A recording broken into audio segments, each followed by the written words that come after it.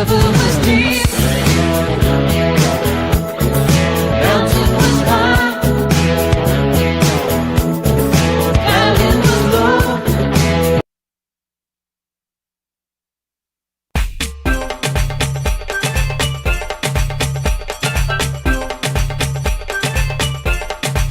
Double politics, we don't get no kicks.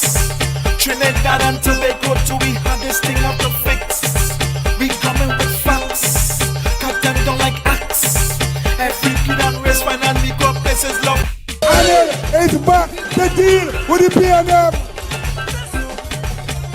And to you on the radio, and to you watching on TV, do not adjust your dial. It is Anil you're seeing right here, live and direct, never went anywhere. Members of the media, I'm not in St. Lucia in no hotel.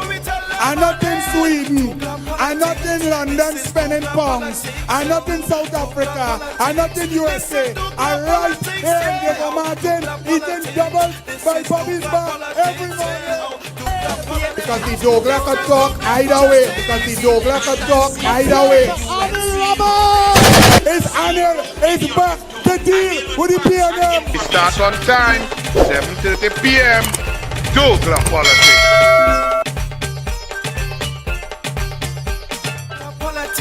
This is douglAR politics, yo. douglAR politics. Listen, douglAR politics, yeah. douglAR politics. This is douglAR politics, yeah. douglAR politics. This is douglAR politics. douglAR politics. This is douglAR politics, yo. douglAR politics. Good evening and welcome to douglAR Politics. In 1896, Baron de Coubertin started the modern Olympics, and the essence of it was to bring the world together to test those who have their cultures, their intelligence, their ability, their discipline, their genetics, to make a fiesta of sport, to bring nations together, to test the human spirit, to contest all disciplines, to check who could lead and take the pressure, the science, the coaching, the camaraderie, the teamwork, the essence of performance, the Olympic spirit and the Olympic ideal abounds throughout. And that has developed into the modern Olympics, where large sums of money is invested, businesses, sponsors, countries look to their athletes to bring pride. The entire globe shuts down and people wait to see the athletes perform. Some athletes go there with the dream of winning gold, silver, bronze. Others go there, they may be a young, talented athletes going for their first experience, because to go to an Olympic Games, you cannot just go once and expect to win. There are lots of mental pressures that are put. You have to deal with a situation. You have to gain experience. You have to know how it feels to be in the village, how to be around thousands of other athletes, to get up there, to perform at the right time, to get into the second round, to move into the final, how it feels to be in the Olympic Games. The Olympic Games is more than just gold medals. The Olympic Games is about patriotism, about people, about country, about passion, about united, about making people able to forget their pains, their tribulations. The Olympic Games this year, 1 year late, is even more important than that. Because of the pandemic, the separation, and most countries, their people have moved from middle class into poverty. People have died. People don't understand what's going on. The world is now starting to rebuild, to return to normal. Tokyo Olympics is very important. There will be no crowds, but there will be TV, and we will look at it. Trinidad and Tobago has selected a small but powerful team of trained soldiers, warriors who've been there on the podium like Richard Thompson, and new young athletes coming up, whether in rowing, cycling, boxing, track and field. And we understand what it takes to be in the Olympics. Having said all of that, we have a mayor of San Fernando who might be the most dotish human being on this Twin Island Republic. Because just before the Olympics, when all nations are uplifting their athletes, letting them know, we know you're going out there to be warriors for us, fighting to perform. This is what the mayor of San Fernando would post on his public Facebook. Put it up there, let me read this clong. Junior Regrello. It was brought to my attention, says Junior Dunce Regrello, that the cost to get one athlete to Japan is around $25,000. Based on my limited knowledge, that's the only sensible thing you said for the whole post and for your whole career. Based on your limited knowledge, at least you know that your knowledge is limited, that you are a dunce, that you are an idiot, and therefore, if you have limited knowledge, you should hush, Junior Regrello. In track and field, do we really have performers, with the exception of Walcott, i.e. Carter? Carter is a swimmer, you clown. One or two of our cyclists and Sidenio who should be going. Who are you to say who should be going? How do you know who should go? Do you know that in 2012, Keshawn Walcott was a junior athlete? That I was the minister of sport and they weren't buying javelins for him. And I recommended to the permanent secretary that they buy javelins for Keshawn Walcott. He went on to win junior gold. Went to his very first senior Olympics, his very first Olympics. He had gone to no Olympics before Junior Dunce Regrello. And Keshawn Walcott, with the red, white, and black emblazoned across his body, had a throw that was a gift from the gods to the people of Trinidad and Tobago, which still makes us feel great, which still brings us pride and joy. He was a rookie. You are saying that he wasn't supposed to go? This clown, this idiot, this Junior Regrello? Walcott threw his best and won gold for Trinidad and Tobago.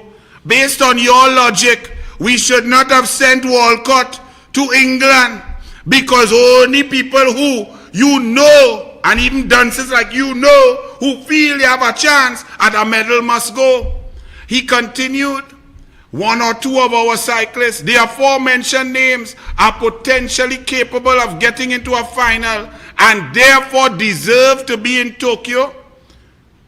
All the athletes who have been selected deserve to be in Tokyo. They've earned the right to be in Tokyo. And on top of that, they have gone through the harshest circumstances during a pandemic with uncertainty, mental stress, and pressure to make their way onto the team to go to Tokyo. Junior Regrello, you mayor of dunce. Furthermore, and you notice, I must say at this juncture, you hear nothing from Brian Lewis, the president of the Trinidad and Tobago Olympic Committee. Why? Because he screened for PNM, he screened for Port of Spain South, he's a PNM, so he cannot attack this stupidity because this is his PNM colleague. That's why you should have resigned from being the president of the Trinidad and Tobago Olympic Committee, Brian Lewis. Well done, Archie. All you on the ball, me and my ass, all for that. I mean, you look good in your suit. Nice haircut. Now you have a kind of dotish afro. That must have clogged your brains. That's why you screen for PNM. But you have said nothing about this insane, inane attack on our national athletes on the eve of performance at the Olympics that begins in some 12 days. You have said nothing, Brian Lewis. Put back up the nonsense there. I can't even remember some of the stupidness this man said. This one is saying, who deserves to be in Tokyo? Everyone deserves to be in Tokyo. Furthermore, Junior Regrello, your clown, Some of our best chances may be in our 4x400 relay, since you have little knowledge. Understand that our 4x400 relay could bring glory, and we could have some athletes coming out who will lift their levels to perform that we don't know. Furthermore, the Olympics is not only about winning medals and making finals. It's about a process of learning, understanding, athlete education, feeling the temperature, getting up there. Usain Bolt did not win a medal in 2004, but he won 3. Well, they took away 1 in the relay because Nesta Carter tested positive, but he won 3 gold in 2008. So according to your stupid logic, Usain Bolt should not have gone to the Olympics in 2004. George Bovell III went to the 2000 Sydney Games. He didn't win a medal, but he got a medal for Trinidad and Tobago in 2004. So he should not have gone in 2000 because he had no chance, you say, of winning a medal, and he didn't deserve to go. You say it's $25,000. How many hampers I could buy? Why you don't ask your P&M colleague, Donna Cox? We don't need hampers because people who go in for hamper greedy. What is your salary? How long have you been the mayor? What is it? 18,000, 20,000, 25,000 by 5 years? Well, look how much hamper we could have buy instead of paying a big dunce P&M clown, Junior Regrello. Next time, when you have little knowledge, shh, dum-dum. Moving right along. I must say it was a classy move. I saw here the Republic Bank Managing Director, Nigel Batiste. He says, I'm deeply sorry. And to those who are in charge of us and leading us into this COVID-19 death and destruction, despair and starvation, you all should take a little example from a classy individual, Nigel Batiste. I am deeply sorry for the inconvenience caused to not just our internet mobile banking customers, but also all of our other customers who would have experienced inordinate delays in trying to reach our customer contact center with their regular queries. This was the apology given by Nigel Batiste, Managing Director of Republic Bank. A release from Republic Bank, he said our previous platform, they changed platforms and they had some hiccups, but that's what a man does. Rowley, you apologize for anything? You sent out all we old people to get vaccine that didn't exist, and now old people spiking and dying. We cannot even understand why our elderly are dying like that. No apology. You tell us that Convent Girl is the best. You are the best. No other country has handled COVID and done as much for the people as we have while people are starving. Here it is, in Tobago, Tracy Davidson Celestine says, cross wires blame for delay in reopening Tobago borders. Cross wires? Cross wires between the PNM Tobago and the PNM Trinidad? Or you have cross wires or you all are liars? Which one it is? Davidson Celestine said, it is unfortunate that there seems to be some cross communications with regards to Tobago readiness. Tobago is ready and open for business, but why you didn't tell Stuart Smallpin Young that when you was walking around behind him like a little pommy one? Why you didn't tell Rowley that it's your PNM government that's starving and suffering Tobago and not treating Tobagonians with respect? And you find the bill, what? One bill in the hand better than none in the bush, you and Shamfa? Tobago is ready and open for business, right? Over half of WASA's 152 storage tanks not functioning. And our CEO, executive CEO resigned. And we can't hear nothing. Mr. Seeley, I knew you wouldn't say nothing, you know. But that's why we in a mess. And our next PNM saying, come on, support us. But Regrello saying, don't support we athletes. Support some clowns who going to bust throat at WASA. From one, as I say, clown, Roger jump up, yes? OWTU not pleased with luxury car buys. Oh, very interesting. Roger, you come to talk about ministers buying luxury car, which is part of the package. You have nothing to say about the 10,389 workers that was in your union that was fired. that Petrotrin refinery is still shut down, that Nikwan blowing up every 2 minutes and workers have not been paid, that they come in at WASA, they come in at TNTech workers, they're going to raise rates in TNTech by 3 times. You have nothing to say about all of that? Let me tell you, as you talk about luxury cars, I'm going to deal with it because it is such a non-issue. But it has become this big issue. When I mean a non-issue, nearly 1,000 citizens dead. All your opening borders, and we still have high infection rate. The Delta variant on its way. People mamagain we. The government has spent $23 billion of your money, and you can't get a grant. Businesses shutting down, people suffering, unemployment, crime getting out of hand and will continue so to be. Children have no laptops, have not been online and have no education. Those impacts will be felt for decades to come. Serious critical issues, no foreign direct investment. We are now, USA, giving out vaccine all over the world to everybody except we. Because we have told the USA through Rowley and his foreign policy that we love Maduro, we love China, and we don't need USA. Well, the people need the vaccine. But let us be clear. Car purchases and so on is part and parcel of a package of payment. Is it immoral and unethical when you are part of a government that is taking away everything from the citizens from since 2015 September, not just in the pandemic? You see people now trying to put, I see opposition and government in the same khaki pants. No, no, no. Slow down. The government is the one in charge of the policy. The government of the PNM put back VAT on food. The government in the PNM took away your laptops. The government of the PNM shut down Petrotrin. The government of the PNM made the foreign exchange crunch go on. The government of the PNM took away food cards. The government of the PNM put more people, 8% before COVID, under the poverty line. The policies of the PNM is austerity. The policies of the PNM took away your gas subsidy. The policies of the PNM are going to suffer the people. The policies of the PNM are suffering people. Kamla Prasad Bissasa's policies back then and now are not those policies. She is obliquely opposite.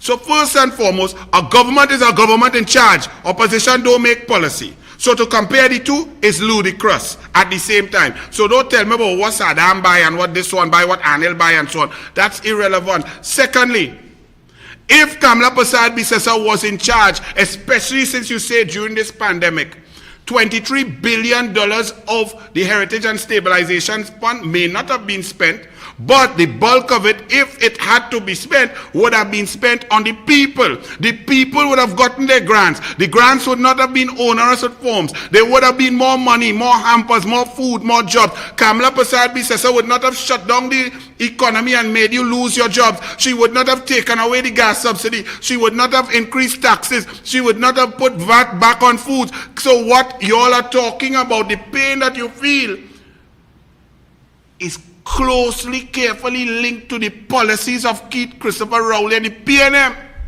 For example, if back in 2011 I buy a Prado, not for me to drive, I was still driving my old Jaguar, for my wife at the time, ex-wife, and 2 children. Good, but I buy it, no problem, for the family. When I was a minister, I earned in my pay. I increase as a minister the budget for sport from 10 million a year to 140 million for the people. I increase the recreation grounds developed over the country, 85 recreation grounds across the country for the people. Coaching caravan, women in sport, investment, life sport, $200 million for the people. This is what my job was. Go in cabinet, get resources for the people. Wouldn't you say that a minister who performs like that, who creates a Spirit of Sport Awards for the people, who increases the funding and sports and community groups across the board, that you earn your work. You work hard and you earn your perks. You cannot compare that. Would Rowley and his government, who come in from September 7, 2015, and take away everything from you and say the new society is wean yourself off? So I'm not understanding the discussion. However, if you all say that in this pandemic, since Rowley is suffering the country, that the cabinet should take a decision and so on, that is a reasonable argument.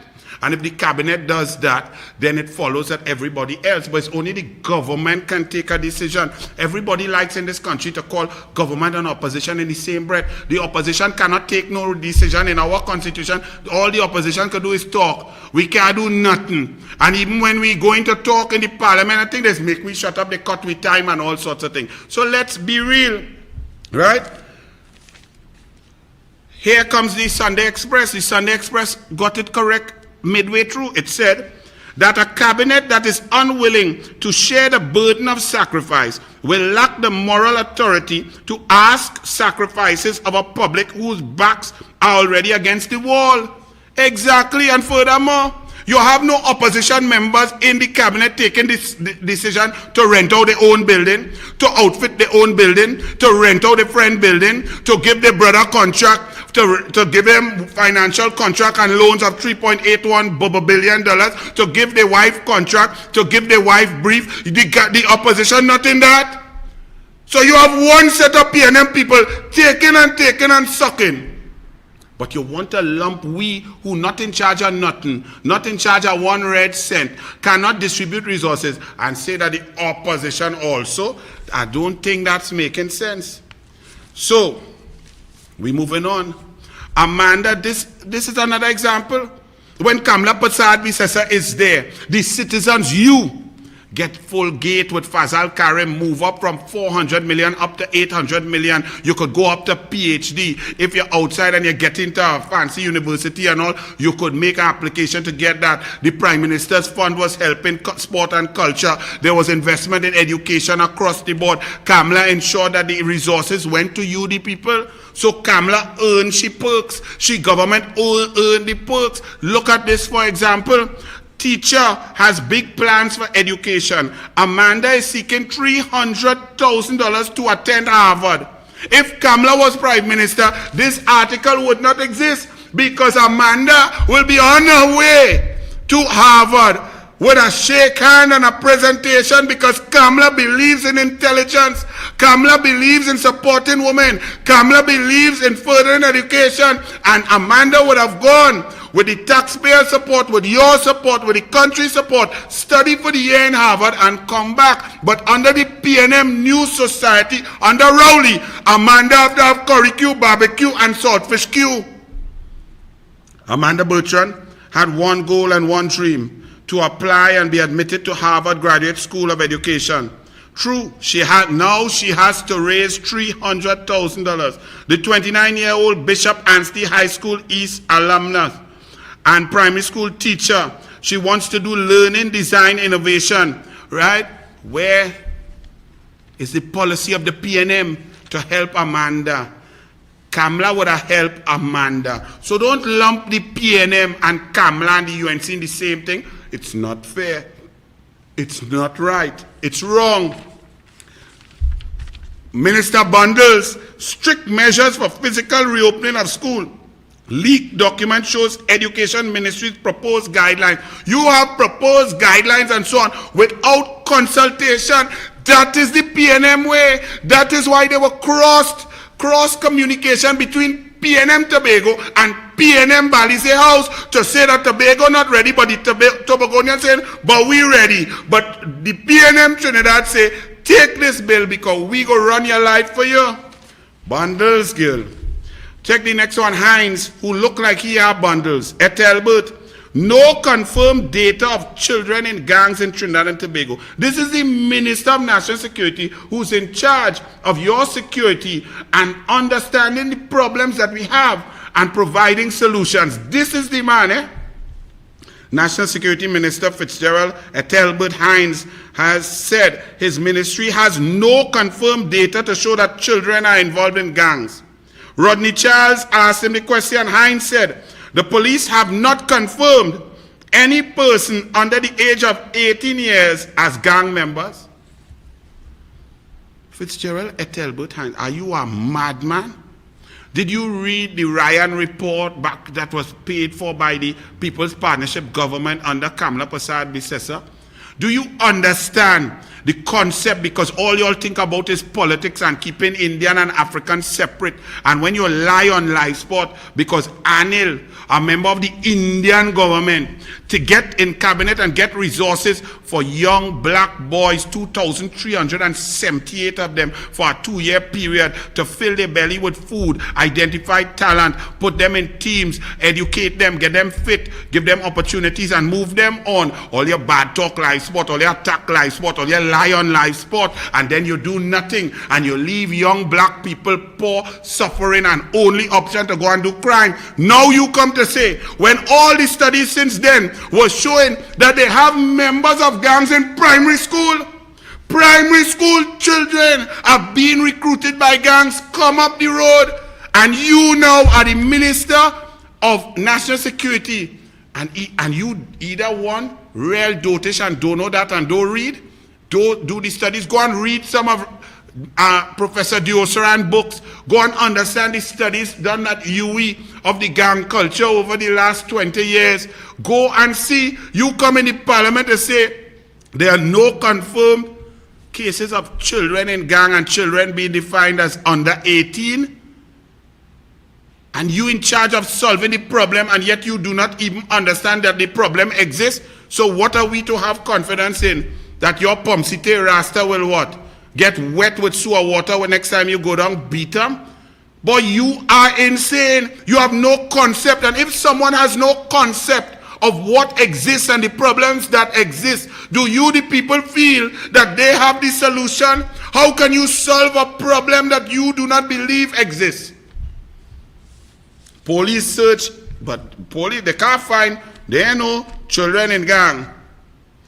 But they search El Pecos for possible health breaches. Really? You're not ashamed? And other places converting to mini-marts and so on because of the policy of Keith Rowley and the PNM to suffer the people, to lock down, shut down, broke down, and dead down. And then them want the whole country to suffer and lock down. And businessmen don't run down the dollar, but he have he thing running. And all his friends spending your money. Noel Garcia billing everything from airport to hospital to health center to police station, fire station, community center, recreation ground, and all the houses, as well as refurbishing all the old buildings. One man, Rowley friend, spending all that money. So he money running. He start back private, public construction, and then the truckers had to protest. He say, okay, all I could do private. But he telling all you, suck it up, suffer. And y'all comparing him in charge before pandemic, during pandemic, austerity, pressure, take from the citizen, wean yourself off the government, and y'all comparing him to Kamla and the UNC. That is unfair. That is wrong. Kamla never tell the people, wean yourself of the government. Kamla says the government is there to help those most in need first. And she puts money where her mouth is. She puts policies to help single mothers, to help the elderly, to help differently able, those in sport, culture, pan, education. That's what Kamla did. So do not compare the two. One taking everything from you and still want them thing nice. Kamla giving everything to you, and that's part of the package. So understand, if you all want to make that an issue. 800,000 Sinopharm doses due to arrive today. But the Ministry of Health, with a beautiful picture. Wow, Dr. Mariam Abdul Richard, me, I know you're so nice, Doc. Is that a good picture? You send that? They send that for them? Anyway, it's not about your beauty that we're speaking today. It's about you are in charge of our lives. The Ministry of Health says, small increase in COVID-19 rolling day average right now. Principal Medical Officer Dr. Mariam Abdul Richard said the Ministry of Health has noticed a slight increase in the rolling average of COVID-19 cases, right? She also said the ministry has noticed an overall decreasing trend since May 28th. Put up that table there. Let me see this decreasing trend. I'm not so sure that I have been looking at this table. You all saw a decreasing trend? Let us see. What is that? The 1st of the 5th. That's the 1st of May? Right. 248 and 3 and 2 deaths.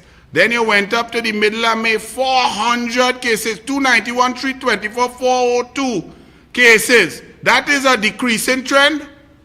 I'm not sure how she analyzing this on 7 deaths. Then we came to May 9th, which was a super spreader event by the idiots who told the population, go out for vaccine, first come, first serve, but they didn't have no damn vaccine. And then we saw a slight decrease started. Well, no, not yet now. It still started to climb 348, 615, 400, 565, 520. All of this going on. We then saw up to 708 cases, 558, 500. What is the decreasing trend that you see since May? And then we came to May 20th and so on. And we saw on the 20th, 558, 706. And on the 24th, there was supposed to be, yes, without the super spreader event, we would have seen a little decrease. But then it started to climb again on the 24th and the 23rd. Go ahead. But I'm just showing you, rather than like, this is what, June? All right, so in June, we went back up to 400 because the super spreader event and what Parasram said, the geometric increase. We up at 405 cases on the 1st of June with 12 deaths, 412, 16 deaths, 546, 14 deaths, 529, 19 deaths. That was all from the 9th, 10th, 11th super spreader event that Dr. Hines is now telling us, nah man, we didn't see no spike, we didn't see no increase. And Dr. Abdul Richards is telling us, well, it was a rolling average decrease. It started to decrease, but you must understand that we are on lockdown, shutdown, and brokedown on SOE for over 50 days.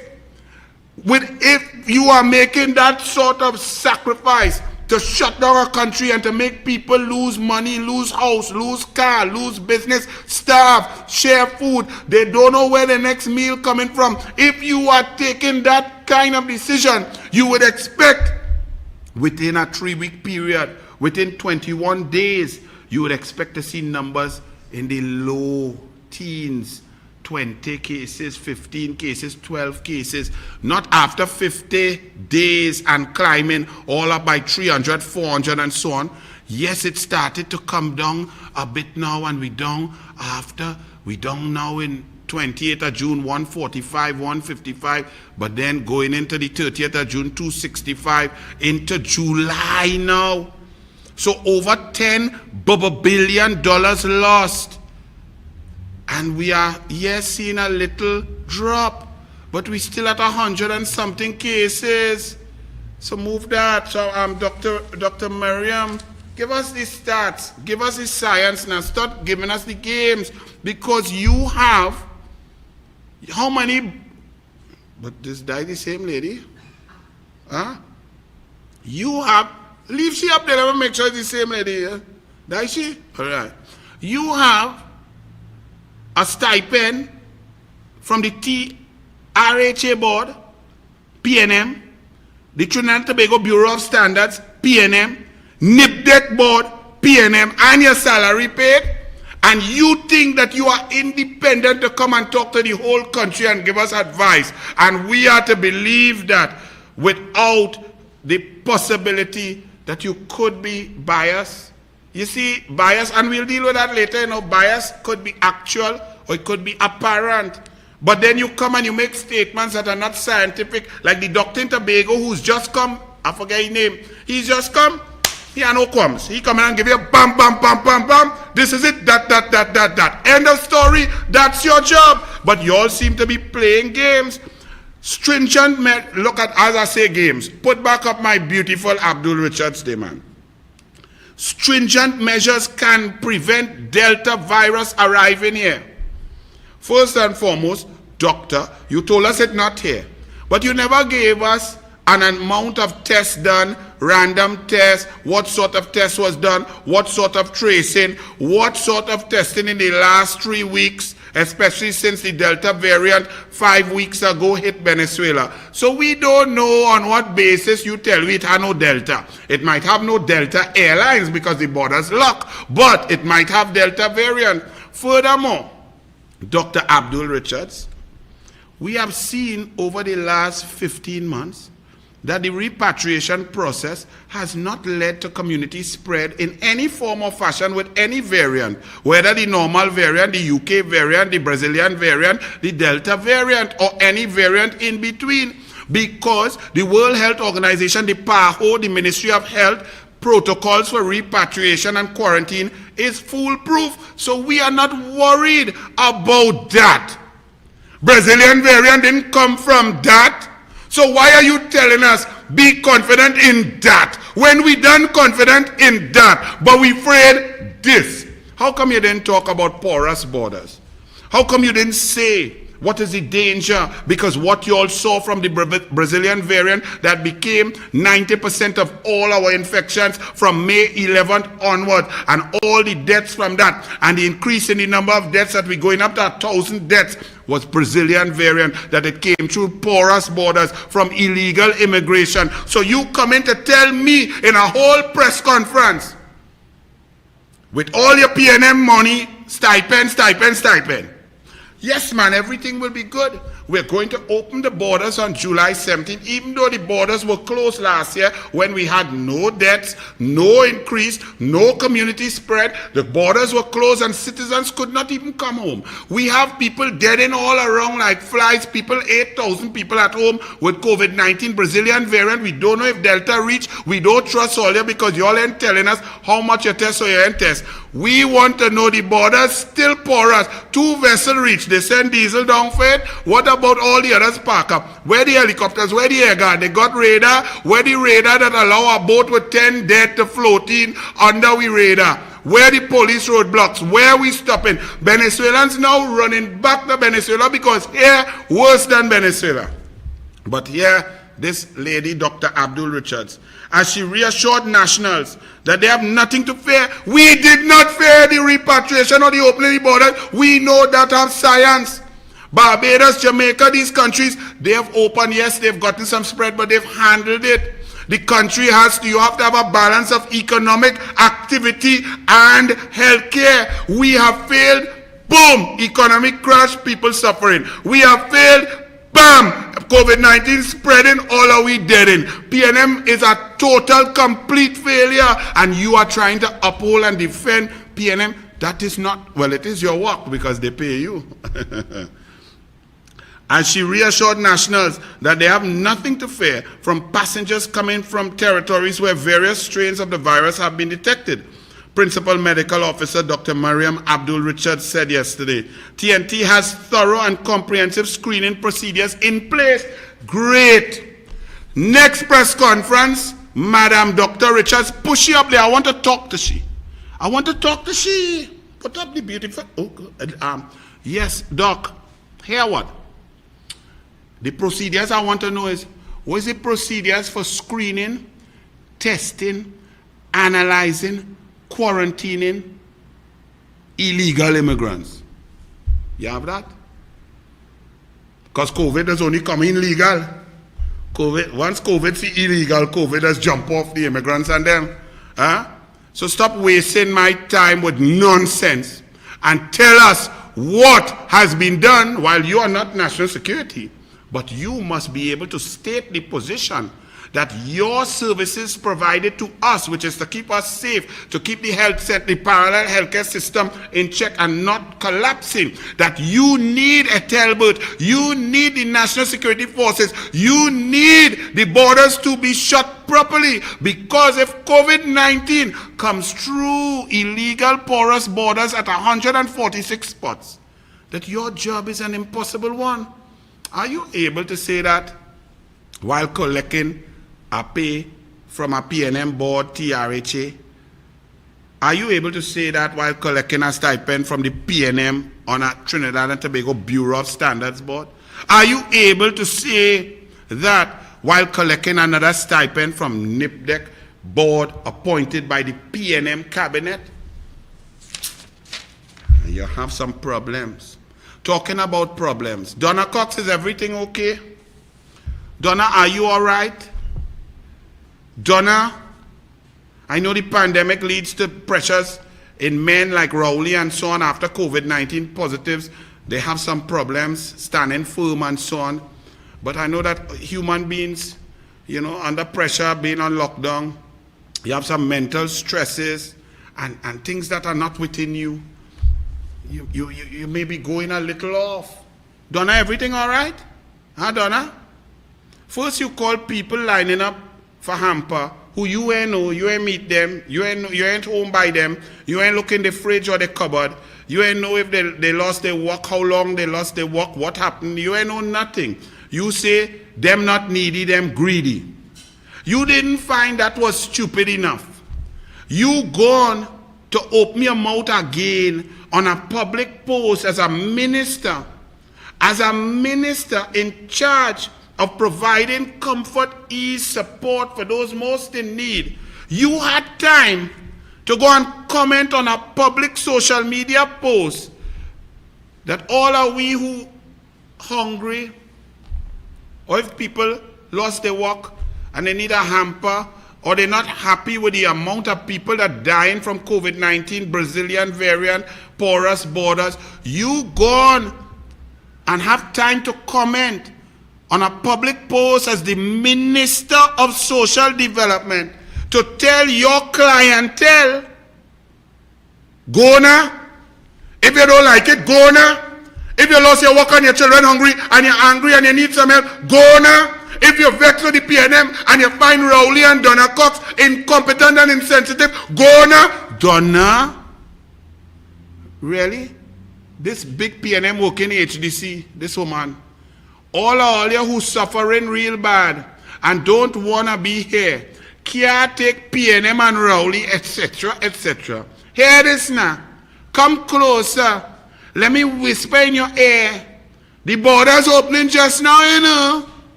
Go now, please. Now, if that is not the most asinine, dotish, insensitive, stupid comment, but this is the norm for PNM. That is a normal PNM. But me, I care about she. She get a PNM walk in HDC. Good for she. But them same suffering people is who paying your salary.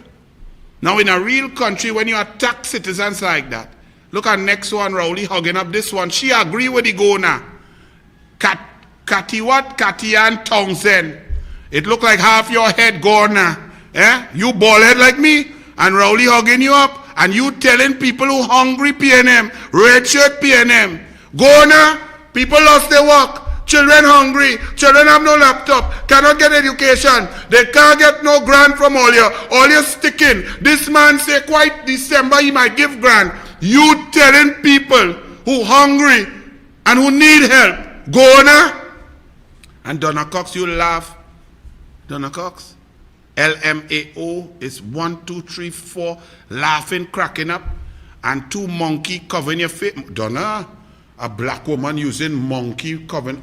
What's that, Donna?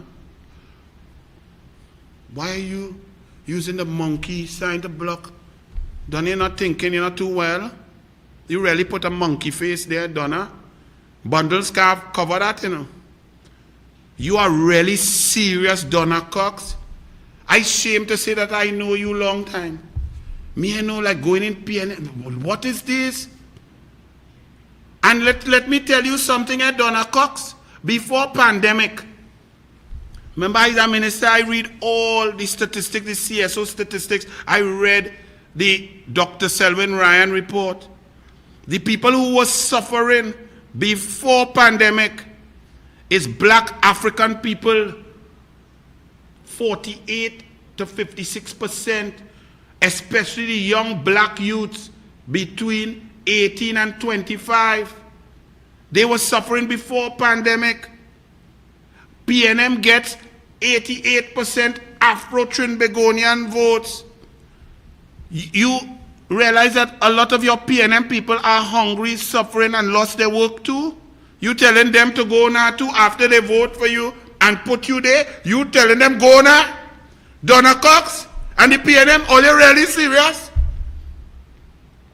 So people who are hungry, who lost their work, can't feed their children, daddy, belly hurting, they're supposed to say, what? My daughter is hungry. I love Donna Cox and the PNM. Not why are they all not helping us? Why are you all not creating jobs? Why are we on lockdown when we're still dying? Nothing is helping. We have been on lockdown and SOE for so long and everybody is suffering. You telling them, Donna Cox, you're the minister of government. You have time to type that nonsense. Donna Cox, you didn't have hamper to give out. You couldn't go and take a cabinet note to ask for the next 100 million to feed people. You have time to type this stupidness of this Balizé juice sucking people.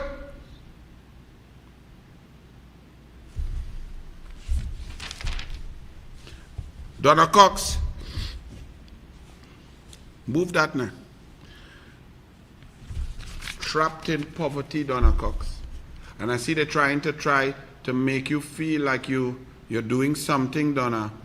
The newspapers who are on your side, showing you going to rescue a family of people starving. But you're going to take picture to show you care. You went and carry hamper. Them not greedy. Donna, you don't even understand. You may think it's a PR stunt, or you may think it's good PR to show you there. Because the newspaper made you aware that there was a family suffering and under poverty, 8 children without birth certificates. Mom pleads for help to feed family. Father loses job. Cox promises help. Here the problem with this gallery thing, Cox. This is an indictment on you and the government. Because this existed. Some of these children are 8 years old, 6 years old, 5 years old. This existed, this poverty existed and got worse due to your lack of care, your lack of policy, your lack of getting resources down to them. So you going to take a photo up that you help 8 children and a family of 11 when there are over 260,000 people just like that below the poverty line because of your government. When Kamala left office in September 2015, the poverty rate was 16.8%. Before the pandemic, Rowley and your government took that up to 23.8%. During the pandemic, now that people have got no jobs, no help, no support, that has gone up. We haven't gotten the statistics yet, but any intelligent person will know that that is well above 32% now. 32% of 1,010,000 adults locally is over 320,000 people suffering like that. You're going to take a picture because you help one family? Yes, we're happy for the one family getting help. Thank you to the newspaper and whoever highlighted that. But that's not the problem. The problem is that since the PNM came in, they removed a program that Kamla Persad-Bissessar and Glenn Ramadasing had called Direct Impact. They did not understand what direct impact means. Do you think that these children without birth certificate, without food, without job, living in shack, you think them have internet or them have money to go and buy newspaper to see the Ministry of Social Development say, come in town? They have money to come in town? Glenn Ramadasing and his Ministry of the People were going out to MPs like me across the board and taking the whole office and going to the poor people, filling out the forms for them, giving them the food cards there, taking the services to the people. The PNM come and tell you go in town. How poor people going in town? How poor people even know where the office is in town? How these 8 children without birth certificate, how the parents even knew? You see, you all have no clue. You're out of touch. And during this pandemic, it has gotten worse. And you arrogantly talk about double dipping and people who go for 2 hamper, that they are fraudulent. How much a hamper, a $500 hamper, could feed a family of 4 for how long? How much rice and water you could eat and drink? You could stretch that for 8 days. eating 2 meals, or a meal every 2 days. But after the 8 days, you ain't gonna need an next hamper. All you're calling people greedy and fraudulent because they want assistance. Here, next one. COVID forces family into life of squalor. Surrounded by stagnating river, infested with caiman and Aripero, family is struggling to survive. Them greedy too. Dozens of needy seek out food aid as La Romaine councillor distributes hampers. Them greedy, Donna. You want more bundles to go and buy? 5,510 get food hampers from Scotiabank. They collaborate with NGOs. 5,510 people. These are greedy people. They're not hungry. They're not starving. You all shut down the economy. We don't have unemployment. We don't have high poverty rate. You all take out the $23 billion and have your friend and them spending it and Al-Rawi and them getting the rent. 75,000 people already assisted by Living Water. They are still ramping up their relief effort. So Living Water's helped 75,000 people already. But them helping more. The Living Water community has helped some 75,000 local people and refugees since it began supporting those. And let we talk refugees now. Because we all know they have at least, Gary Griffith said 125,000 since 2017. That is nearly 200,000 illegal immigrants who are here. They are also our responsibility and suffering because they cannot work, because you locked down, because Brazilian variant coming, COVID-19 chaos, and the whole place is on shutdown. But Living Waters, Point Fortin Council launches food bank drive. All of these people greedy, man, because PNM all they're doing good. All of these people have to go now. All of these people who getting help, let them go now. PNM, Donna, Rowley, and HDC lady, Vincent, and the next one who balding and hugging up Rowley, and tell them go now. The government not in charge of helping them. The government is to help themselves. Rent our next building from Al-Rawi, give Al-Rawi wife our next brief, and say yes, she real good. Artists can't make rent and car payments. Oh my goodness, artists, soca music, pay, drummers, let all of them go now too. Everybody go now. Just leave Balize House and leave ministers and PNM. Just leave them. Without a return to live performances, the entertainment industry is in imminent danger of total collapse. So said veteran performer Michael Zoom Saloom during a performance demonstration outside Sapa. Right? Tobago COP leads initiative to honor frontliners. You, Rowley, went in the parliament and said the officers who die of COVID-19, outside there protecting us, putting themselves at risk. You are such a sick man, Rowley. You gone in the parliament and say no $1 million for them. That's too much for them, their families of officers who died in the line of duty. You say that is only count if you're dead a bullet, not if you're dead a COVID, putting your life at risk to help us and to keep us safe. Right, Rowley? That's your heart. Brilliant. But at least a Tobagonian police officer, Acting Inspector Alicia Piggott of the TTPS Criminal Investigations Department, CID Tobago Division, leads a group of officers going above and beyond the call of duty to recognize workers' efforts in a tangible way. The initiative called Thank You Frontliners.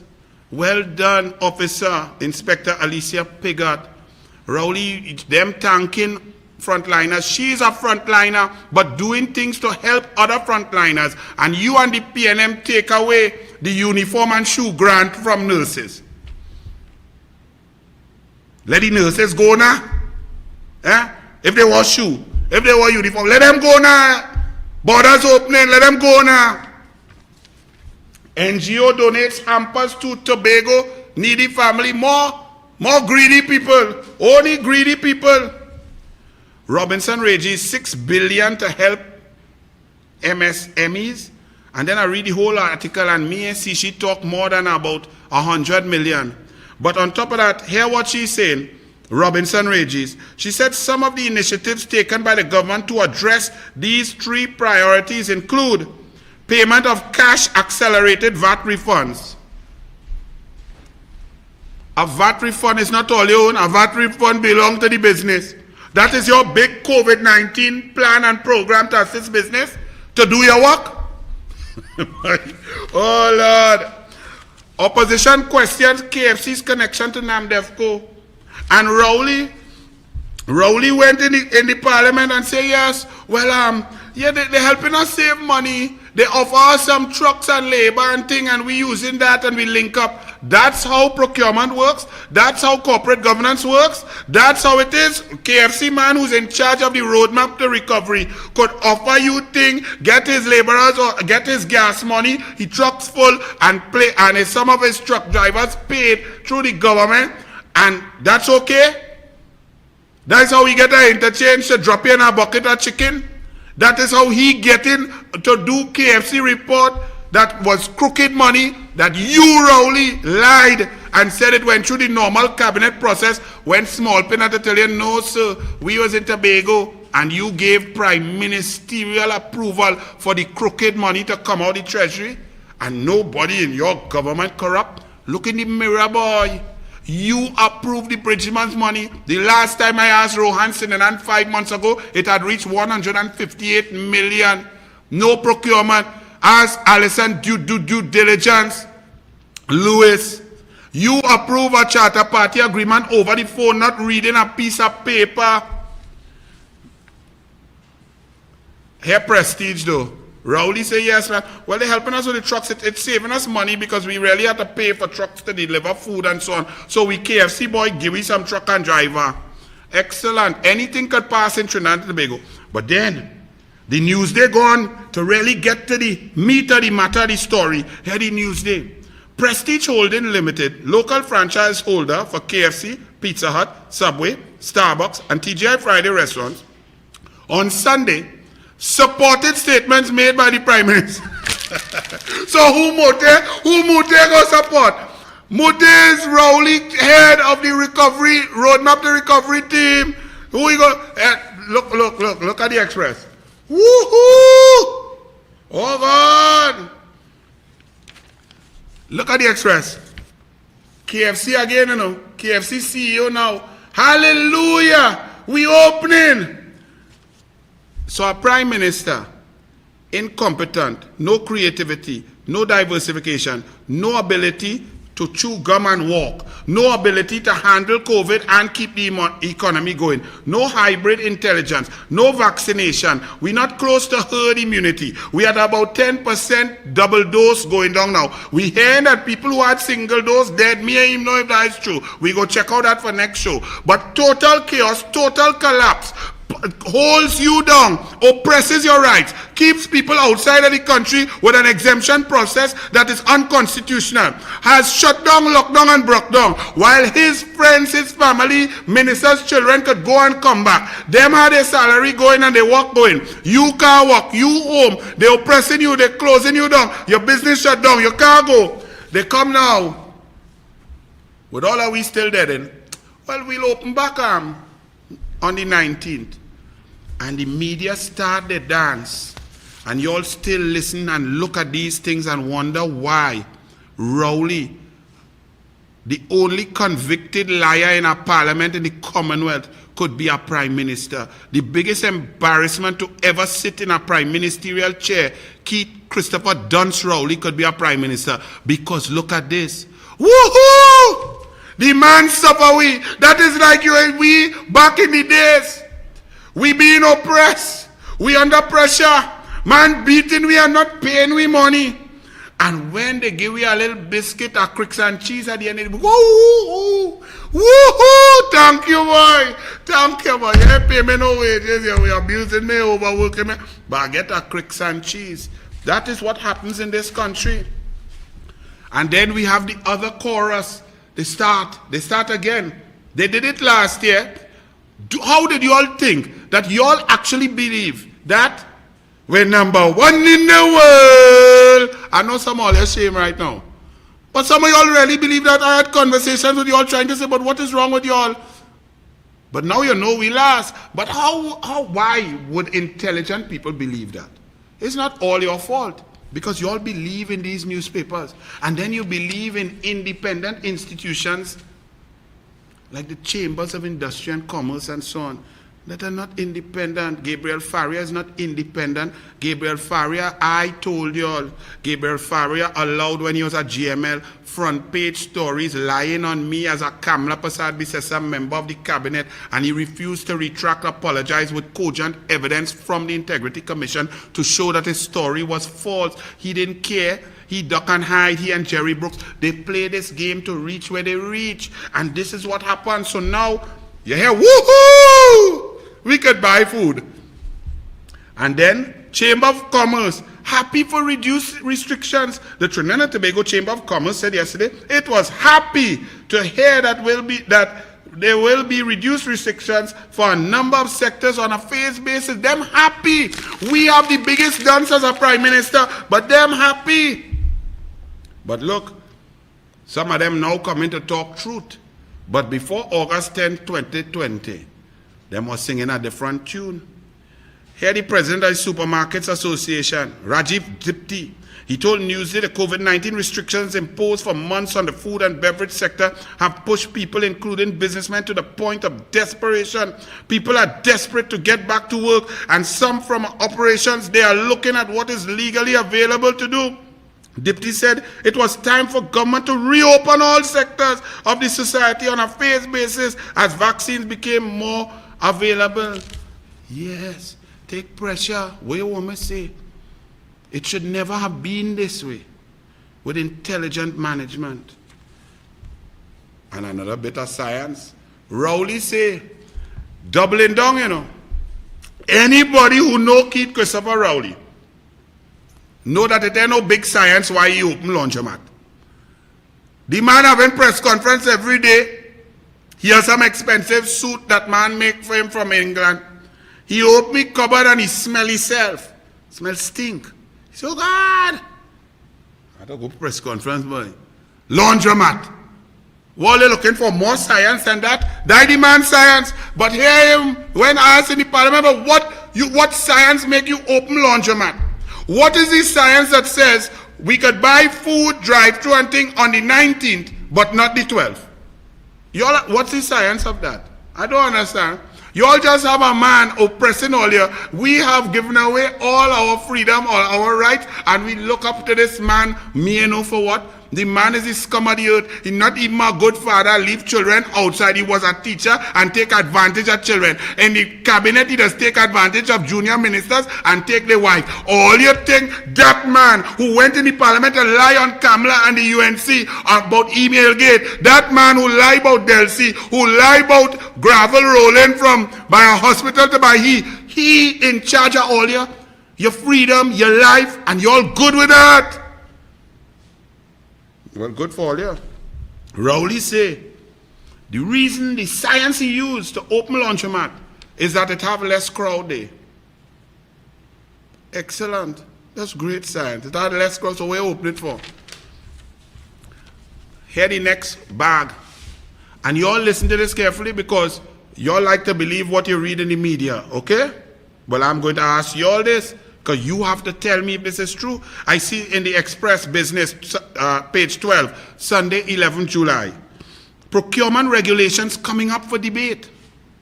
Procurement regulator Munila Lanchal said the regulations were drafted by his office. Once debated, the proclamation should be there shortly after. The government made amendments and so on. It's been over 3 years, said Lanchan. It's undoing. We need this to be proclaimed. Because if it's not proclaimed, it will be undoing the 50 years of questionable procurement practices when it is proclaimed. We need this bill. This bill that... Hold on.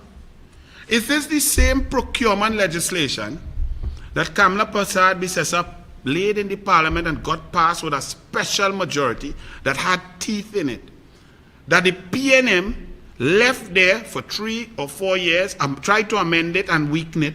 Then came last year into the Parliament and the Senate and gutted the procurement legislation to where it is useless, where even Karen Nunes Teixeira, Ralph Maraj, Timothy Hamill-Smith, Gary Aboud, every person with a brain could say that the procurement legislation as it stands now, passed by the PNM without special majority, the amendments that gutted it to legalize thieving, is useless, and they don't want that, and they want it repealed. Isn't that the vibe of the country? Isn't that the vibe of the majority? I might be wrong, but I'm asking you all. Isn't that your vibe? So how come this Express newspaper says, forget all that gutting thing and legalized thieving thing, the bill is there, let's move on. How come? You know who write the article? I'll give you all a little guess. Take a guess now. Who write the article? Trying to move government's agenda down despite overarching anger from the population.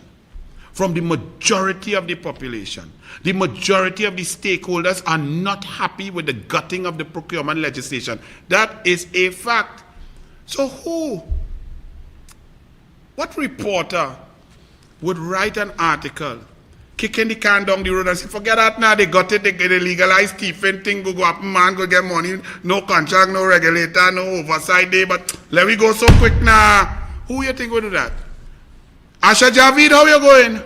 Page 12, procurement regulations coming up for debate. Small Pin's girlfriend who read the clause on the contract for Paria Fuel, the sanction clause, the only human being who read it. Me I know where she was reading it. If she was lying down, sitting down, eating coffee, where Small Pin, let she read it. If they read it together, me I know if they're still together. If he in Goodwood Park, that's not my business. But what I could tell you and what I show you is, Express newspaper, you have no shame. You had this woman writing investigative journalistic political pieces when she was in love with PNM ministers, former Attorney General and the current Small Pin. So you, Express, have been perpetrating a one-sided view. You have never come out and apologized. You never withdrawn if you did not know. But when I bust it on 102, you simply moved she from political investigative journalism. Why you move she? If nothing wrong, that she make child for PNM Red and she loving up and living with PNM Red. Now if it had two yellow in between, I say, all right, that's fair enough, but not wrong with that. But no yellow again, nothing. Right? And y'all had that Express, and now y'all put her in business. And procurement legislation is a fair business, has politics in it too, very important. So the Express and Asha Javid saying to the nation, yes, we're ready for this procurement legislation that legalizes thieving, that is gutted and no special majority. That's acceptable, Express. And you're all talking about journalism? Talking about that. A senior partner, heading next one now, the Newsday. And somehow you don't understand. When you see what Kamla Prasad Bisesa was up against, not only Ni Makarams in she party who don't get, if they ain't get a dynamite, they want to sink the whole pala. Not only that, not only people like Vasan Bharat who on the recovery, roadmap to PNM recovery, but saying he want to help we in the UNC. Vasan, go and scratch yourself with your knife and fork while you're eating your roti here and give me a flipping chance. Right? Senior partner in AG's wife law firm, hired for expertise. This is a Newsday report. Right? Because we're wondering, and the Prime Minister is very arrogant. What all you have with Faris? We are nothing with Faris' wife. We don't want nothing to do with Faris, nor his wife. Faris is wear more mascara and tighter clothes than his wife. We are interested in that. What we are interested in, corruption, nepotism, conflict of interest. How can an Attorney General rent his own building? How can an Attorney General outfit his own building with taxpayer money? How can a sitting Attorney General, wife firm, get brief from the Prime Minister who appoint him Attorney General? These are questions we want asked. Because we think that we are a developed society. We have gone so far backwards, it's not funny, but PNM could do what they want. So the Newsday says, let's do a piece of journalism here. Let's get to the truth of the matter and find out if that is correct and what's the conflict of interest and so on. Newsday, page 8, Monday, July 12th. Senior partner in a Attorney General wife's law firm was hired for her expertise. Okay. Let's see whose opinion that is. Because we're looking for hard news, right? This was the opinion of Michael Kwamina. Who is Michael Kwamina? Rowley attorney. Who is Michael Kwamina? When they have fake oil and they mash up Petrotrin and Rowley say, we're not closing Petrotrin. 3 reports, $64 million of taxpayer money say, do not shut down Petrotrin. The board of Petrotrin say, says shut it down. Rowley shut it down. He put AA Kwamina in charge of heritage. That's how close them is. And so AA Kwamina going to give you, the people, his opinion that the Prime Minister give the Attorney General wife firm a brief. That's okay because they have a lawyer that good. Trinidad and Tobago, all you could accept all you want, you know. Let me continue. Here, Roger, Patriotic submitted a 4th bid for Roger, I don't know what to tell you, though. You are a glutton for punishment. You lead into the left, but Roger Patriotic submitted a 4th bid. Patriotic Energies and Technologies Limited Chairman Ansel Roger stands by his statement that the company submitted a 4th proposal to the government to buy the Point of Pay refinery. On June 23rd, the Prime Minister, in a matter of a day or two, said the invitation will go out. Rodney Charles asked the Prime Minister some questions. Rowley said, oh, sorry, Roger, he could not put in no proposal because we didn't ask for none yet. Hey, Roger, when Kamala there, all your workers have work, refinery working, people draws in their pay. Can you take Kamala, drag she through the tongue, Mama Guy Kamala, Bato Kamala, you dislike Kamala, all your people are work. Rowley come. Fire all you, bust everybody throat, and you still hugging it up for a 4th time? Good for you. A&V Oil, a matter for Petrotrin board, not me, says Keith Christopher Rowley. You know that there's supposed to be an appeal. That senior counsel Deborah Peake gave a scathing analysis and attack about the arbitration, the processes, and the decision. And she said it must be appealed. This is Petrotrin's senior counsel attorney. Rowley come in the parliament under question and say, that is for Petrotrin, not me. I am just the Prime Minister. I have nothing to do that. But you're just the Prime Minister. But you're the Prime Minister who you admit to the whole world that is your best friend. When you is the Prime Minister in charge of Petrotrin, in charge of the board of Petrotrin, in charge of the National Security Council, you decided to call your friend and you find that was right. You, Rowley, you say, okay, that's for the board of Petrotrin. Well, how come the board of Petrotrin, the chairman of the former board of Petrotrin, Winifred, what is Winifred name by? I forget Winifred name, I'm getting tired, boy. Winfred Espinay, under oath in the labor court, said the board of Petrotrin never recommended the closure of Petrotrin to the cabinet. On oath, go and read his testimony. But the cabinet under Keith Rowley closed Petrotrin. But I thought these matters are only, wholly, and solely for the board of Petrotrin. So Rowley, how Petrotrin closed in the first place? How it closed?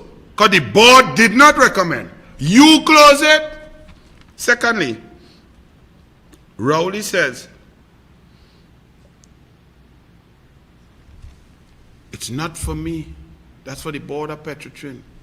Who appoints the board of Petrotrin? Not the cabinet. Are you the chairman of cabinet? Are you the prime minister?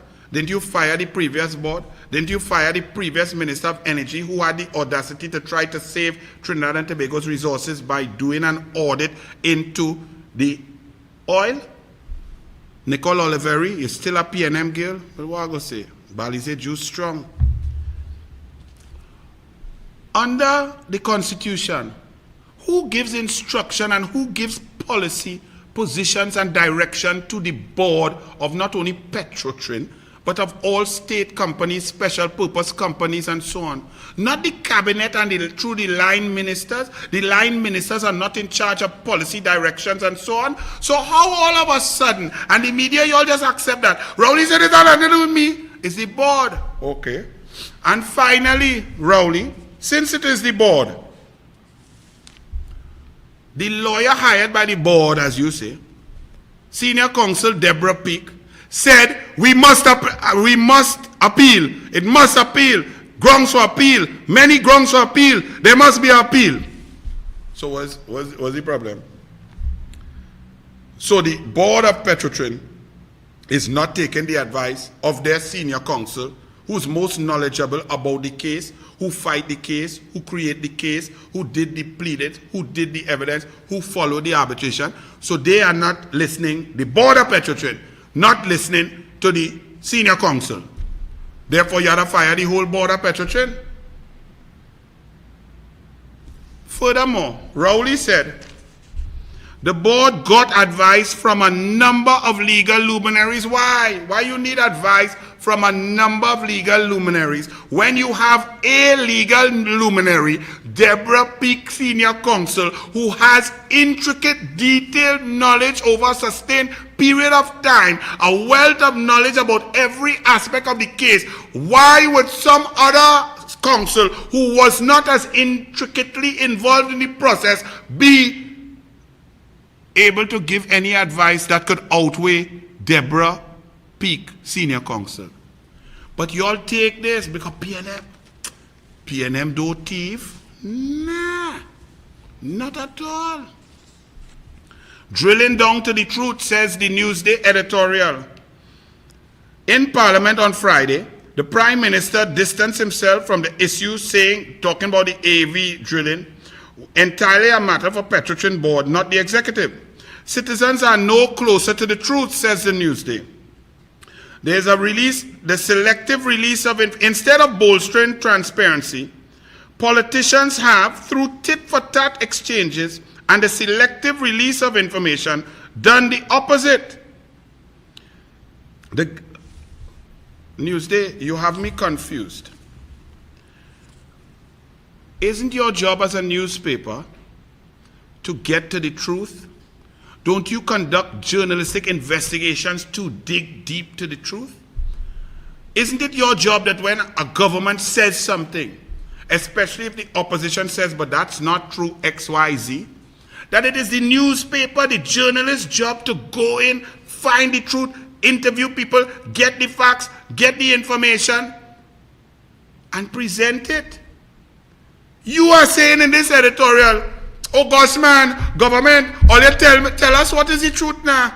And opposition, and you all are playing games, because clearly your mission and vision is not journalism anymore. It is to uphold Rowley the liar to be in power, because it is very simple. You have many witnesses who were there, many people who are involved. You can drill down to the truth.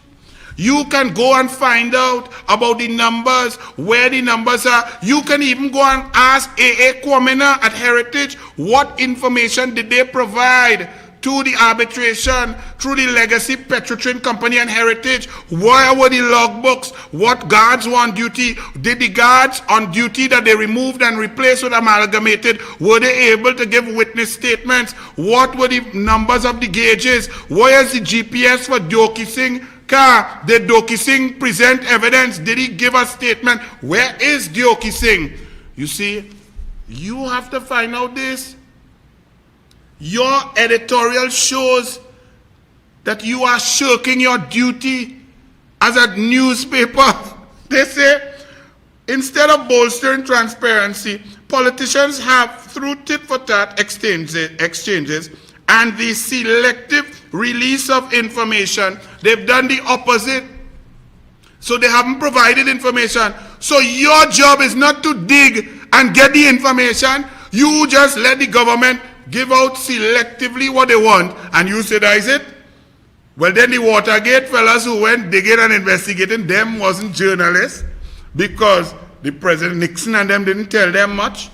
And here you go again, Newsday blame game. Now this is about the NGC, Mitsubishi plant, and all the gas negotiations done in 2017 by Stuart Smallpin, Young and Rowley. The Newsday position is, well, Stuart Young says UNC fault and UNC say, but what nonsense you're talking about? And Newsday, you all just stop there.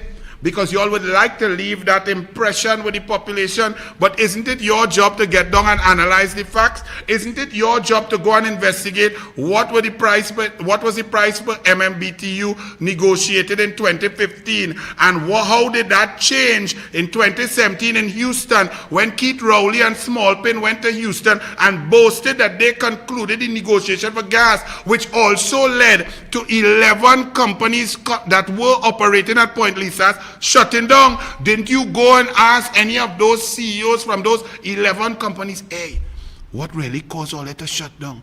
What was the increase in price? Why? When? Why? What? Did you all do anything? Did you all go and do investigative journalists? Did you find an anonymous chemical engineer down at NGC who was upset? You all just do no work and just say, well, Stuart Young say is UNC. Really? And in his statement in the Senate, Stuart Young say, but I went to Japan and concluded negotiation. If you conclude a negotiation and we lost 2.1 billion, it's your negotiation. If the NGC had a certain price and they were fighting and holding, and even if times changed in 2017, they would try and hold it. But you have two clowns who come and say, nah man, increase that up to 350 per MMBTU US, when they were really should have been done at 308. That extra money goes to the upstreamers. They make 67% extra profit and we make 67% less money, and we have losses at NGC for the first time. But Newsday, that's not your job. You are not to go and find the facts and see who lie. No, that's why Emailgate could still live, because Rowley could go in a parliament with some pieces of toilet paper, call out things that are not even email addresses, that a little 6-year-old could type and go say, but it ain't going no cloud. It ain't even going a cloud of diesel smoke out on the avenue. But y'all did not print the truth. Why? Because you want to uphold a liar. You want to uphold a heartless individual, and you've thrown him on Trinidad and Tobago. As we talk heartless, Senator Vera, I've not heard from you, you know. I told you I will make time available for you. If you would like to apologize, you cast aspersions on my character, and you said on Hansard and printed in the Express, page 16, Friday 9 July, noting Roberts' given reason for his failing to attend meetings of Privileges Committee, that he suffered from asthma. To be frank, when I read this report last night, I wondered if a tactic was being used to delay until Parliament prorogued, at which point the matter would die, Vera said. And if so, that would be an abuse of process. So just like that, Senator Vera, you cast aspersions on my character. I don't know you. You know me. You know my health issues. You saw my medical records. We limed together. We played football together. We went to school together. I don't know you. How dare you, boy, that I was faking asthma to cat-spraddle a process, to abuse the process, that just so you come to that conclusion? On what basis, Senator Vera? I was very confused. I gave you an opportunity to apologize. I gave you my medical records and showed you the track record and how I missed my Senate sittings that are very important to me. But as expected, you clearly don't have the wherewithal, the humility, and the manhood to apologize. No problem. But let me just show you something, Senator Vera. Out of stock, maybe you think it's funny, but a front page news article, out of stock of asthma drugs in Trinidad and Tobago. So all the other asthmatics like me who will be scrambling and panicking and frightened now because the asthma medications are not available, you might think it's a joke because asthma is a joke to you. And I just made a joke to not go in a stupid Privileges Committee and to thwart the process. So you said, Mr. Vera, let me read something for you. A pharmacy in Diego Martin said, shortage started right after the latest lockdown, right? Rahman said he believes one of the reasons for the shortage could be because international manufacturers were keeping the drugs for domestic use to treat COVID-19 patients as cases increase and different variants emerge. COVID-19 patients, asthma medication internationally being kept to deal with COVID-19 patients. Brazilian variant, I am a COVID-19 patient. I must put myself at risk and not do a committee of privilege through Zoom like all the joint select committees. But you who read your report in the night before, come in the Senate and the newspapers to say that I is a skull man, I was faking, I was feigning to affect the process. Who the hell are you, boy? They continued, if that is what they are using to assist the people in the ICU and the HCU, countries will start keeping it. Asthma medication, similar to what I use, is being kept to treat people with COVID-19 in the HCU and the ICU, Senator Vera.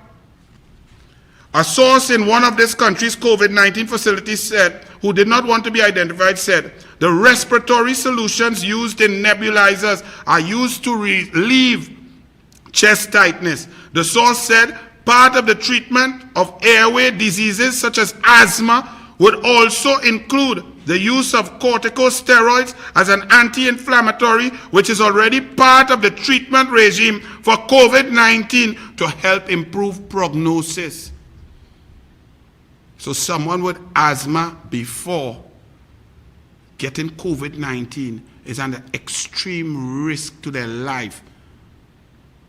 And you get on record on Hansard and cast aspersions on my character, impute improper motive, and you don't have the testicular fortitude nor the character to apologize? They continued, people with comorbidities such as asthma are more at risk of being critically affected. Let me read that again for you, Independent Senator Vera. Let me read it again for you, sir.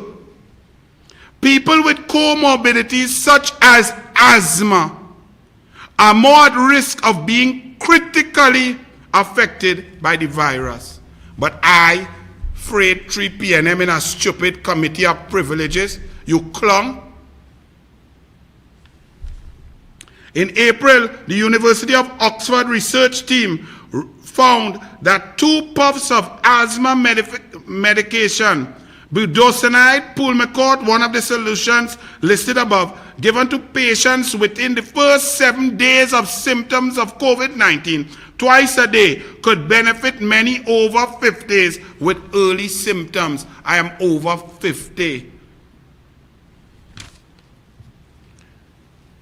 Now, Independent Senator Vera, I'm not sure if you're aware of the convention or the tradition that was started a while ago by the PNM of putting independent PNM senators into the Senate to thwart the process, to humbug the importance of an independent institution. We had Independent Senator Helen Drayton, who as soon as Kamala lost, jumped on a PNM board at CNMG, and now she's head of the PNM NIB board. But she feigned and pretended to be independent in a Senate for a whole term. When I read 23 of her contributions, I could not read anymore. 23 out of 23 was scathing against Kamala Prasad, sister, but she held the title of independent senator. There was an independent senator called Small, who's now on the board of Nikwan PNM Energy that gets ministerial gas to blow up people down inside of there, who took Malcolm Jones' assets of taxpayers $3 billion and got it from the PNM for 10 million cash and 25 million US in bonds or shares, which are now worth nothing. There's also the Martin Daly I go deal with hereafter. But Independent Senator Vera, I'm going to read something for you and you could deal with it as you would. When an individual accepts a public position which requires him to be independent, it is a very serious and sacred responsibility, Senator Vera. That individual must remain insulated from executive influence. He must carry out his functions in a fair, transparent, and impartial manner. The law has recognized that decisions must be made in accordance with the principles of natural justice. This was part and parcel of what was being debated on the Committee of Privileges report for me, that I was not given natural justice. They never heard me, they didn't hear me, I didn't present a case, and then you come and say, I was ducking and hiding to thwart the process, to abuse the process, just so you reach that conclusion. Okay, Senator Vera, you're entitled to your opinion. Natural justice means two things. One, the right to be heard, and two, no man must be judged in his own case. The rules against bias. Persons in public office acting under the banner of independence must be especially careful and cautious about not being independent, but also projecting an independent image to the public. The law has evolved to recognize two forms of bias. You all can put it up there for the people to read now. There are two forms of bias the law has recognized. There's actual bias and there's apparent bias. Actual bias is where a person has some direct financial or other interests in the subject matter of the decision. Apparent bias is where a fair-minded and informed observer looking at the surrounding circumstances would conclude that there was a real possibility of bias. The independent bench of the Senate is one of the most important independent institutions in this country. Society holds their contributions in high esteem and often use their views as a guidepost in forming their own conclusions between the competing views of the government and the opposition senators. So the independent senators are very critical because the population know Anil is a UNC. Them others is PNM. And then they have independent senators that people could listen clearly to, beautifully. And therefore that independence must be guarded jealously. State boards implement government policy. Naturally, persons on state boards, particularly chairmen of state boards, are partial to the policy of the government and in event are seen as part of the government state apparatus. This is why, upon the change of government, members of state boards and chairmen resign their positions or are replaced. An independent senator, being a member of a state board, especially its chairman, is objectionable on both grounds of bias. Actual bias first and foremost. Firstly, an independent senator being a chairman of a government-appointed, cabinet-appointed board is in receipt of financial compensation for his services, along with other associated perks, benefits, and the prestige of holding a chairmanship.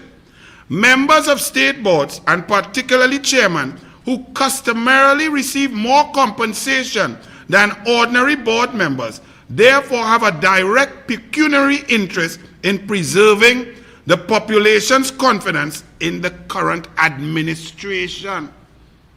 Board members cannot receive their financial and other benefits unless the current administration, meaning the government's position, is preserved. So you would not hold, don't bother if it's giving you trouble. You would not hold your position if the government who appointed you loses. This leads to questions and presents a case for actual bias. A change of government would likely see them replaced.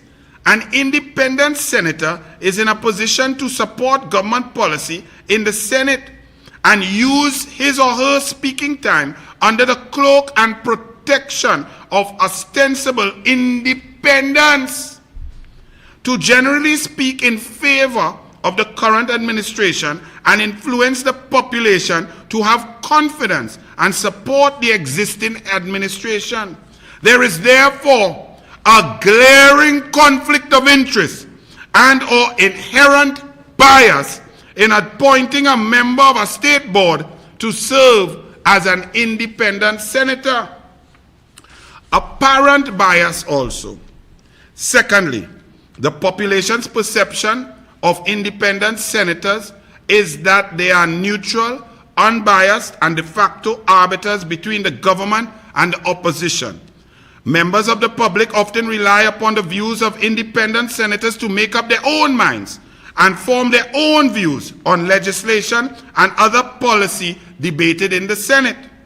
The population also views state boards as an arm or an extension of the existing administration. It is also the well-accepted perception that state boards are often filled with supporters of the current administration. State boards, you have Noel Garcia, Newman George, A.A. Kwamina, go down the line. These are close confidence supporters of the PNM and Keith Rowley. Very strong state boards.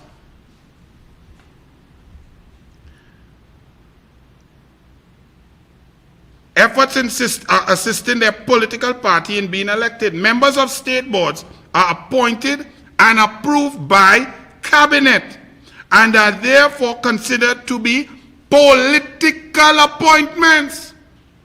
The fair-minded and informed observer would inevitably conclude that there is a real possibility that a person who benefits and has had an interest in ensuring that the current administration stays in power could use his position as an independent senator to support and speak in favor of the government to influence public confidence and support in the current ruling.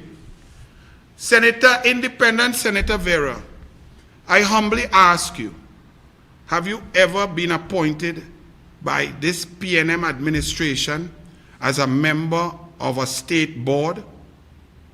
Have you ever been appointed by this PNM administration as a member or chairman of a state board appointed by the cabinet? Did this occur simultaneously with you swearing on the Bible to be an independent senator? And how long did this occur, if it occurred? What was your remuneration per month? How much remuneration did you get? How long was the extent of your service or your tenure?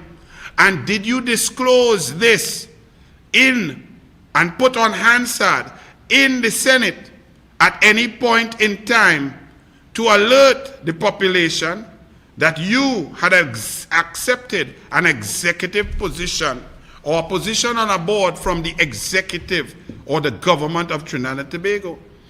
And finally, sir, since you know plenty and you cast aspersions on me without an iota of evidence, facts, or information, that I would be so disgusting, so immoral and unethical to try to utilize and feign asthma, a comorbidity that could lead to death of COVID-19, in order to obfuscate or dodge dealing with a PNM privileges committee, which either way would end up with the same result. I could not understand why you were so scathing against me. I would like your explanation. I would like answers to these questions. Do you believe that it is possible to be an independent senator and hold and accept a position from the government of the day, either government? Do you think that that is proper? Do you see any apparent bias, actual bias, or therein? And will you clarify for the record, for the population, what is your belief and your position, Senator Vera? And I still await your apology, sir. Have a good night. God bless. Be safe.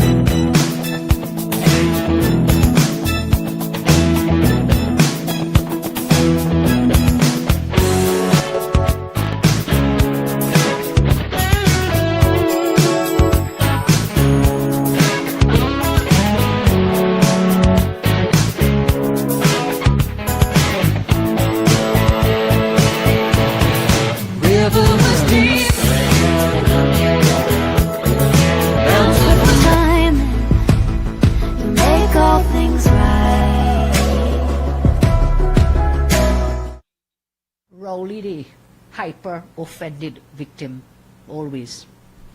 To say that Rowley is out of touch is an understatement. On Saturday, we saw the most pathetic scene. Rowley went on TV, and you know what he said? He doesn't care who is hungry. He doesn't care who is starving. He doesn't care who is dying. What did he say? Give me a break, he shouted. Give me a break. Fake outrage, hyper-offended victim mentality at its best by Keith Rowley. Could you believe Rowley actually went on TV and said we should feel sorry for him? His next book will be titled From Mason Hall to Blaming Kamala for All His Failures.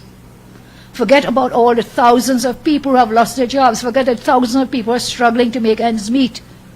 Many of them now have to line up for hampers. No rolling. We cannot feel sorry for you because you seem to be saying you're being abused. Poor fella. The man almost cried on TV like a little boy. But you see, in the end, we all know he's a bully. He has no Patrick Manning now to hide behind. His incompetence is now on full display. So whilst he wants us to feel sorry about him, for him, what about the thousands of people who lost their jobs? Don't you think they wake up anxious and worried every single day? Look at the front page of today's Express, Trapped in Poverty. The headline reads, 8 children who do not exist. Hear our cry. But there is exemption over exemption for children of government ministers. This is the reality for thousands who are helpless and hopeless under Rowley's government. Citizens are still waiting for their promised salary relief grants. How does Rowley and Imbert expect people to survive without any income? People are needy, Mr. Rowley. They are not greedy. They are not allowed to work, yet they get no support, which was promised to them months now. How much longer must citizens who worked in retail wait and wait and wait? Billions have been spent on COVID relief, according to Mr. Imbert, but where is the money going? Who is getting that money? That is why we continue to call for a commission of inquiry into the management of the COVID pandemic to have questions answered. And whilst this is happening, no plan has been presented. There's no economic recovery plan. All we had was a fake roadmap scam last year. For almost 3 months now, businesses have remained stagnant. They have to pay rents, they have to pay mortgages, they have to pay loans. Government has not given them a single incentive or lifeline to survive. How are they expected to keep people employed? What is your plan to prevent mass closure of businesses due to lockdowns?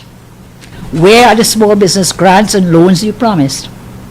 You have created a second pandemic, an economic pandemic. On the other hand, the UNC has a plan for recovery and growth post-COVID. I ask, where is the plan for economic recovery? They have none. They have presented none. Unlike the PNM, we have prepared and we are ready to take over the management of TNT now. We have a plan for recovery and growth post-COVID. On May 4, 2020, more than a year ago and early on in the pandemic, I presented our plan, which we put forward. In that plan, we have 5 economic boosters. 5 economic booster shots for resilient recovery and growth. 1, reduce tax burden. 2, jumpstart security, food security. Restart a reformed oil refinery to regain fuel security. Invest in renewable energy. The creation of 3 innovative funds to mobilize financial resources. Let's talk about taxes. Mr. Imbert is on record as saying he cannot forego taxes because he needs the money. He needs the money to pay out all these grants and help people. But again, billions have been spent and we don't know who is getting that money. But I recall when we were in government that we removed VAT on over 7,000 food items. Did the Treasury go bankrupt? No. Didn't go bankrupt. It is said that you cannot tax a country into prosperity. It is like standing in a bucket and trying to lift up yourself in that bucket. It doesn't work. And so we feel that we should have a plan to reduce the tax burden. We placed a special focus on restarting and supporting small and medium-sized businesses affected by the pandemic. We believe that reducing the heavy tax burden on our citizens and businesses most affected by the pandemic will help citizens start to regain their footing. Our plan includes a reduction in personal tax, personal income tax, and corporate income taxes. Our plan includes a simplified VAT regime, removal of basic food items from the VAT net, improved efficiency of the tax system by strengthening the BIR, strengthening customs and excise, and the VAT office. We can do this, and this can help us to grow. Second booster shot, jumpstart food security. Noting that a protracted pandemic will disrupt the global food supply chains, making it very difficult to move food from the world's bread baskets to places where food is to be consumed, we have placed agriculture and food security at the heart of our economic recovery plan. I've seen on the news today protests by Cubans because of the shortage of food that they're experiencing. We believe that we have to jumpstart the agriculture sector, and we can do this by leasing 25,000 acres of idle land of the former Carney 1975 Limited, and to create agricultural parks with those acres. At the same time, we propose spending at least 10% of the PSIP to do what? To develop agricultural access roads, irrigation, drainage for these parks, and also providing incentives to the private sector to establish an agro-processing plant. The third booster shot that we recommend is to restart a reformed oil refinery to regain fuel security. We've lost fuel security, and instead we spend more forex now to buy fuel that is being manufactured elsewhere. When we were doing that, our oil industry has been one of the oldest in the world, over 100 years. It was a flagship of our nation, thanks to Rowley. He's the one who blew out the torch at Petrotrin at Pointe-à-Pierre. So we have to get back fuel security. It is very important for a thriving economy. And therefore we propose to restart a reformed Pointe-à-Pierre oil refinery. By reopening Petrotrin, we will have greater fuel security, we will save foreign exchange, we will provide meaningful jobs, and we'll ensure that the company continues to contribute to the treasury. Our fourth economic booster is for government to invest in renewable energy. We have the ideal circumstances for that. We have wind, we have sea, water, sunlight. All of these we can go into for renewable energy. We also propose that we set up a renewable energy and recycling park, a solar energy park at Tamana, and industrial recycling parks across the East-West corridor. Our fifth booster is the creation of 3 innovative funds to mobilize financial resources. These 3 funds are as follows: a National Food Security Fund, a National Infrastructure Fund, and a National Climate Trust Fund. The National Food Security Fund would invest in land, in farms, in forestry and agricultural businesses abroad to give us greater food security. This fund will be a wholly owned subsidiary of the HSF. The fund will be capitalized by allowing the HSF to invest up to 10% of its total assets in alternative investments. This will mobilize about US $500 million in capital for the National Food Security Fund. The second fund, the National Infrastructure Fund, will support strategic investments in public transport, solar, water, and wastewater facilities, climate-resilient infrastructure, and green housing. The third fund, the Green Fund, would be repurposed into a National Climate Trust Fund to finance new green technology startups and provide financial backing we need to create a low-carbon economy. The government should use the $5 billion in cash balances of the Green Fund to capitalize the Climate Trust Fund.